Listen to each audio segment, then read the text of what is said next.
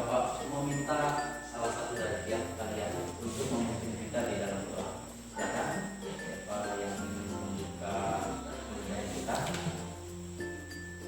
Silakan.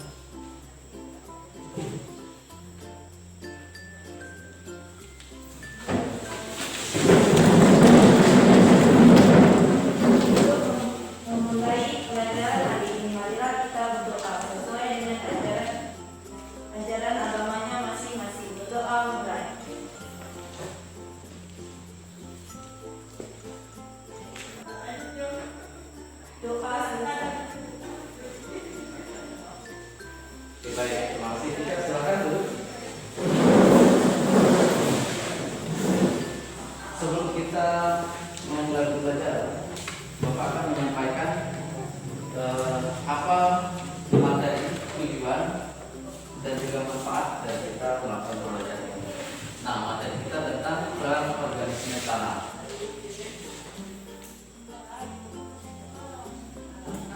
Nah, kemudian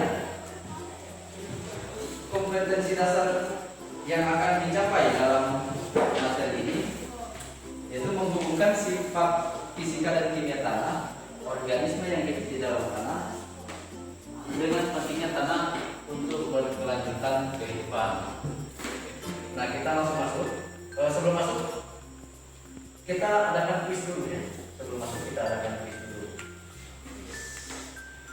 Sudah kuis ya? Nah, jadi nanti dalam kuis ini Bapak meminta kalian untuk menuliskan sebanyak-banyaknya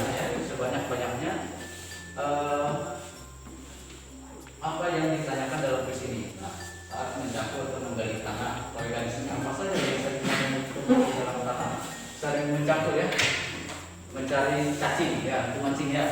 Nah, selain cacing, sudah Bapak berkat dengan cacing gitu ya. Selain cacing, organisme apa saja, hewan makhluk hidup apa saja yang kalian temui di dalam tanah ya. Nah, silakan waktunya dimulai 3 menit. Kalian tuliskan sebanyak-banyaknya ya, sebanyak-banyaknya hewan yang kalian temui di dalam tanah. Kalau misalkan kita mau menulis, ingat ya, ingat saja hewan-hewan yang kalian temui di dalam tanah. Silakan waktunya dimulai dari sekarang. Oke, sudah, waktunya selesai. Ada yang mau menyampaikan apa saja hewan atau organisme yang kamu temui di dalam tanah ketika kamu mencampur atau menjadi campuran siapa? Nah, silakan. Tidak. Apa? Sebanyak-banyaknya semua. Serangga apa?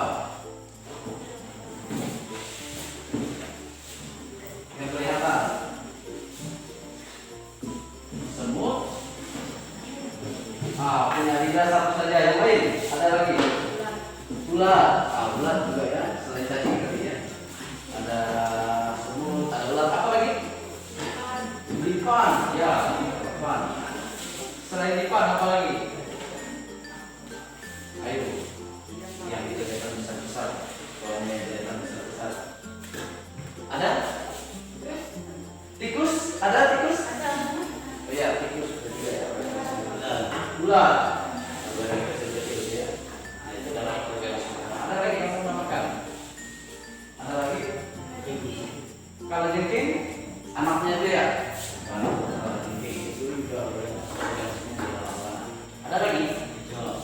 Kecoa, ya betul. Kecoa juga di dalam tanah. Apa lagi?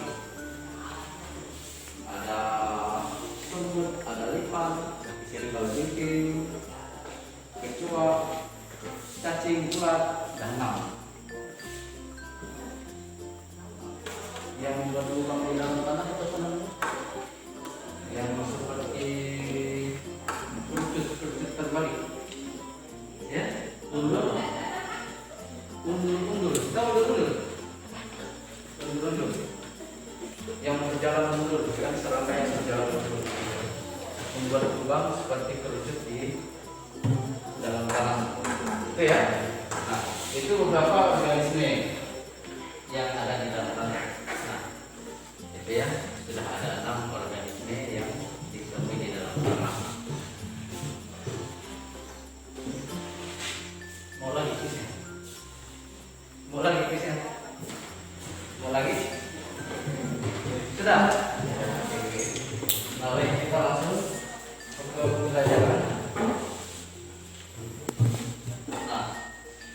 peran organisme tanah. Nah, selain yang kalian sebutkan tadi ya, ada 7 macam hewan yang kalian sebutkan.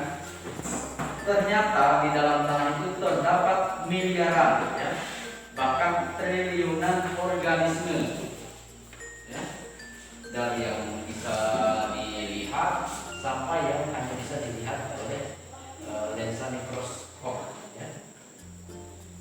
Nah, selain makhluk hidup, juga terdapat miliaran organisme yang tinggal di dalamnya. Artinya banyak selain apa namanya yang tampak di mata kita seperti yang besar-besar, ada juga yang tidak.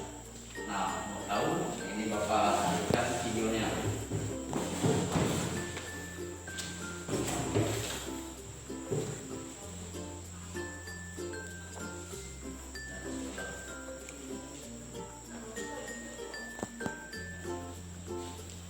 Videonya sudah.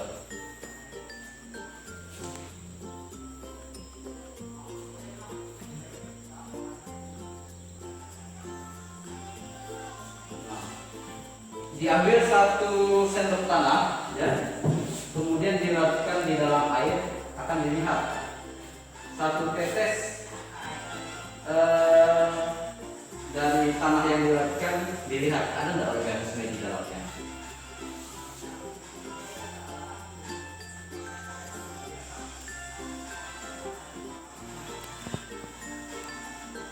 Nah, ternyata ada ya.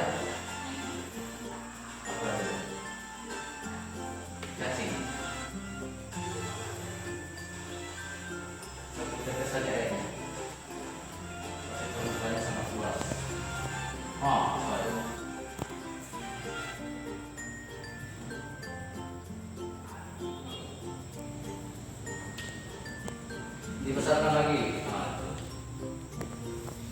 itu tadi waktu yang ada yang berbelok itu sudah kelihatan, sekali besarkan ini kelihatan. Nah, dibesarkan lagi. Nah, ini kelihatan.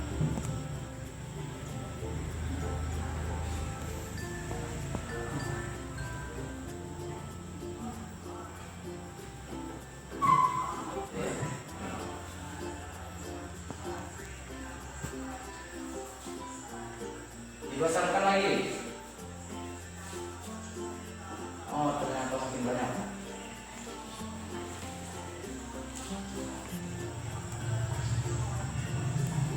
Gerakannya cepat kan?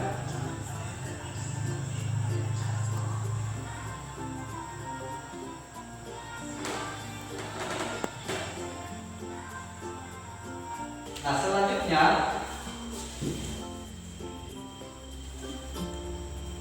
Bapak akan membagi kalian dalam kelompok, ya. Ada 5 kelompok yang akan berdiskusi tentang beberapa peran organisme dalam tanah yang akan Bapak jelaskan tadi. Nah, masing-masing peran organisme ini kamu cari apa saja organisme yang terlibat, kemudian bagaimana perannya di dalam tanah. Bisa ya? Bisa? Dijawab. Bisa? Oke, silakan langsung bergabung dalam kelompok ini sebanyak 1, 2, 3, 4, dan 5. Langsung bergabung saja di dalam kelompok. Tetap jaga jarak ya, tetap jaga jarak. Kursinya mungkin digeser.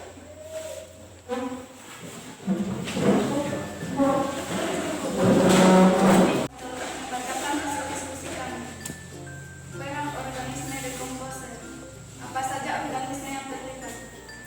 Organisme yang terlibat adalah bakteri dan jamur. Bagaimana perannya dalam tanah? Perannya menguraikan bahan-bahan organik yang berasal dari sisa makhluk hidup. Sudah selesai? Oke, kita berikan tepuk tangan untuk kelompok 1. Bagus ya kelompok 1 ya. Nah, silakan lanjut kelompok 2. Kami dari kelompok 2 ingin membacakan hasil diskusi kami. Pertama, deteksi kimia dalam tanah. Yang terlibat adalah bakteri. Ya, Penguraiannya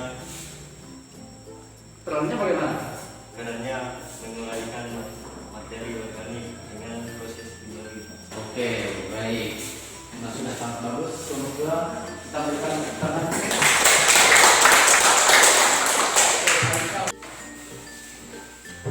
Nah, anak-anak, setelah kalian berdiskusi dan menyampaikan hasil diskusi kalian tadi, nah, sebelum kita menutup pembelajaran pada hari ini, kita akan membuat resume dan juga kesimpulan terkait pembelajaran kita. Itu adalah peran organisme untuk menjaga kesuburan tanah dan juga untuk menjaga tanah. Lalu menurut kamu apa pentingnya kita mempelajari materi tentang peran organisme tanah ini?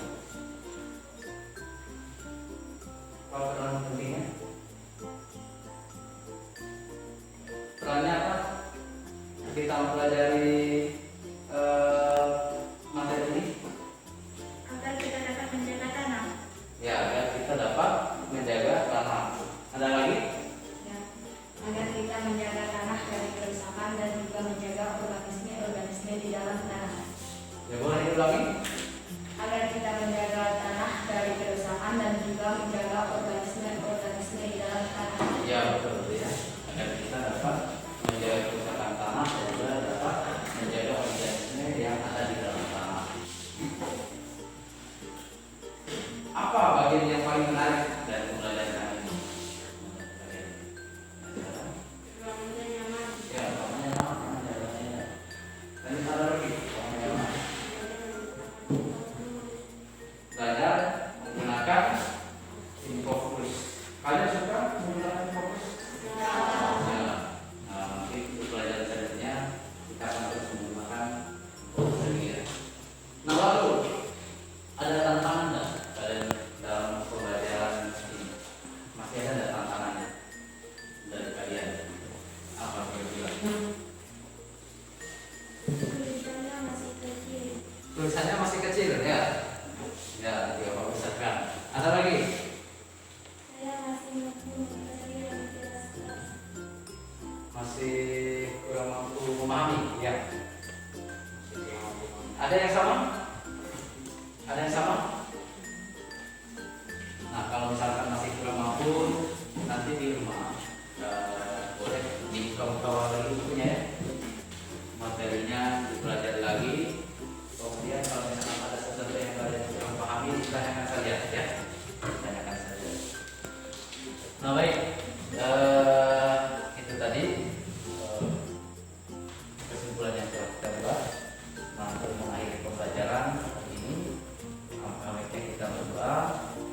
Mohon kali salah satu dari kalian untuk memimpin kita di dalam doa. Silakan. Kita berdiri.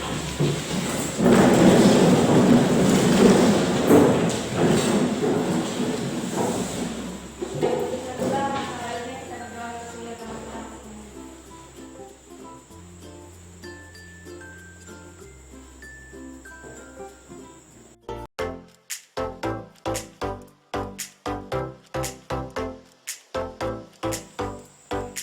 Selamat pagi Bapak Ibu calon guru penggerak. Refleksi saya mengenai pembelajaran yang telah saya lakukan pada hari ini.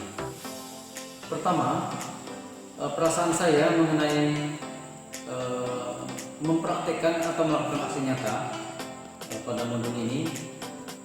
Ketika merancang pembelajaran, awalnya saya kebingungan apa yang akan saya lakukan, kemudian mempraktekkan pembelajaran yang berdiferensiasi dan terintegrasi dengan kompetensi sosial emosional.